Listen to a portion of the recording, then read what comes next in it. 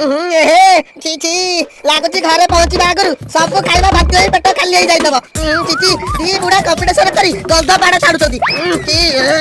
ଆରେ ମୁଁ ମନା କରିଥିଲି ଆସିବା ପାଇଁ ସେ ଗାଡ଼ି ମଜାଲେ ମତେ ହିଡ଼ି ହିଡ଼ି କାହିଁକି ଆଣି ଛାଡା ଦେ ରାତି ଛାଡା ଗନ୍ଧ ଟିକେ ଛାଟିଲେ ଶୋଇବ ନିହାରିବନି।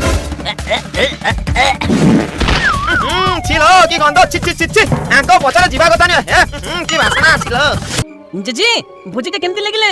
ଓହୋ ଗ୍ୟାସ ହେଇଗଲେ କଣ ହେଲା ଏତେ ଦିନ ଘରେ ଏତେ ଘେରା ହେଇଛି ଜିନିଷ ଖାଇଲି। ଓ କି ବାସନା ଆଉ ହାତ ଧୋଇବେନି ଠୁଙ୍ଗି ଠୁଙ୍ଗି ଶୋଇ ଯାଉଛି।